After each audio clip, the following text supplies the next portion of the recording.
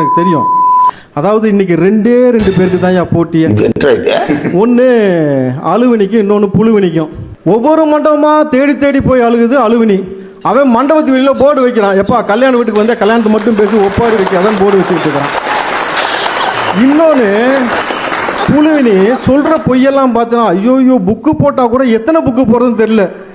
என் photo ஒருத்தர் இராணுவத்தில் இருக்கும்போது துப்பாக்கியில் ஒட்டிட்டான். எப்படியே துப்பாக்கியில் ஒட்டிட்டானா, உடனே அவனை ஜெயிலில் போட்டாங்களாம். அப்புறம் திருப்பி 2 மாதம் கழிச்சு வெளியே வந்தானா, மறுபடியும் துப்பாக்கியில் ஓட்டினானா. ஏய் என்ன அதெல்லாம்? எனக்கு சத்தியமாக சொல்கிறேன், அரசியலில் எவ்வளவு பெரிய மாற்றம் நடந்திருக்குன்னா, இந்த மாதிரி கதை சொல்லிக்கிட்டும் ஒப்பாரி வச்சுக்கிட்டும் திருட்டுத்தனம் பண்ணவங்க எல்லாத்தையும் ஒட்டுமொத்தமாக தளபதின்ற ஆளை அடித்து வெளியே தள்ளியிருக்கு. இது மாற்றம் இல்லையா? இல்லை இது மாற்றம் இல்லையான்னு கேட்குறேன். நீங்கள் இல்லை, அமைச்சர்கள்லாம் வேலை செய்யாமல் ரீல்ஸ் மட்டும் தான் போட்டுக்கிட்டு இருக்கிறாங்க அப்படின்னு கேட்குறாங்க. என்ன சொல்றீங்க? அப்போ தொடர்ச்சியாக அவங்க ரீல்ஸ் தான் பார்த்துக்கிட்டு இருக்காங்க, அப்படி தானே? இவங்களும் வேலை